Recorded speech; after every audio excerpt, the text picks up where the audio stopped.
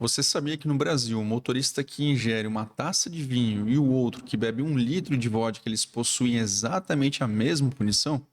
E nós estaremos falando da lei seca, que é o grande intuito desse vídeo aqui, em relação a termos um princípio da proporcionalidade ou não envolvendo a multa do bafômetro.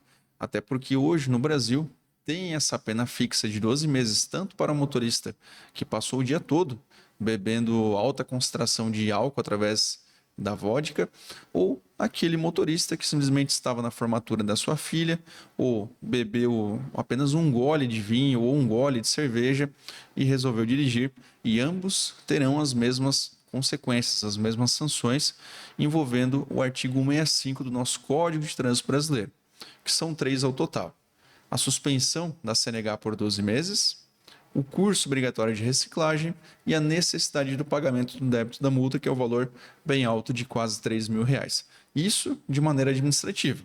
Agora, se o motorista ele também, por algum motivo, ele ser conduzido até a delegacia e preso, ele vai responder criminalmente, vai ter que pagar a fiança. Então, sem dúvidas, a consequência aumenta ainda mais. Agora, em relação a esse motorista que apenas responde de forma administrativa, seja porque ele recusou a fazer o teste ou porque, ao fazer o teste do bafômetro, não ultrapassou o limite legal em relação à diferença entre infração administrativa e infração criminal. Porque quando o teste ele dá superior a 0,04 e até 0,33, você responderá apenas administrativamente. Por outro lado, se o resultado ele forneceu por parte do etilômetro um resultado superior ou igual a 0,34, então você, motorista, será conduzido até a delegacia e responderá criminalmente pelo artigo 306 do nosso Código de Trânsito Brasileiro. Agora, o grande X da questão em relação a essa informação que eu trouxe é onde está a proporcionalidade. Cadê o princípio da razoabilidade em relação ao motorista que bebeu uma baixíssima concentração de álcool em contrapartida daquele que bebeu 2 litros de vodka, enfim, ao longo do dia, que de fato ele se encontra com a sua capacidade de direção alterada, que de fato ele vai colocar os demais da via em perigo. Porque é o grande intuito dessa legislação de trânsito, que é educar e punir aquele motorista que coloca os demais que utilizam da via em perigo. Então, como você vai punir? Da mesma maneira que você puniria o motorista que, de fato, está colocando em risco os demais da via, que ele bebeu muito, ele, de fato, bebeu 2, 3 litros de cachaça naquele dia. Como que você vai punir? De uma maneira esse motorista e da mesma forma aquele que mal bebeu, que apenas bebeu uma taça de vinho, que consequentemente ele não vai estar com a sua capacidade psicomotora alterada, que é o grande intuito da nossa legislação de trânsito envolvendo a multa do bafômetro, que é você punir aquele motorista que de fato ele ingeriu uma grande concentração de álcool, que de fato ele está com a sua capacidade de direção alterada e ainda ele coloca os demais da via em perigo.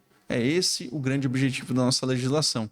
E não punir aquele pai de família, aquele motorista que ele não é contumaz, ele não costuma beber. E apenas por uma ocasião, como eu mencionei, uma formatura, uma festa em família, um Natal, Ano Novo, que agora nós estamos nos aproximando, que é a data desse vídeo no dia 23/12 de 2025. Então estamos na véspera, basicamente, do Natal e do Ano Novo. Então imagina, são dias que as pessoas costumam se reunir em família, consequentemente vai ter o consumo de bebida alcoólica. Só que o grande X da questão é essa: será que é proporcional, é razoável você punir esse motorista que está colocando de fato a vida dos demais daquela via em perigo, da mesma maneira que você pune um pai de família, né, um trabalhador, que ele só ingeriu uma taça de vinho, um copo de cerveja? Então, a meu ver, é totalmente desproporcional nós termos uma pena fixa envolvendo a multa do bafômetro hoje no Brasil. E eu acredito que em breve isso vai ser alterado, até porque infringe sim o princípio da proporcionalidade e não é razoável a gente punir ambos da mesma forma. Ainda mais quando tem o risco desse pai de família, o trabalhador, ele ser preso e responder criminalmente, ter que passar por uma audiência perante até mesmo o promotor. Em algumas situações ele consegue resolver através de um acordo, mas imagina, você tem que comparecer até o fórum, você vai ter que pagar cestas básicas, enfim, por uma situação que você jamais colocaria alguém em risco. Então, se você concorda com o meu ponto de vista, se você também entende que não é proporcional hoje essa pena fixada pelo artigo 65, ou seja, pela lei seca, deixe nos comentários se você concorda ou não com essas informações que eu trouxe aqui nesse vídeo.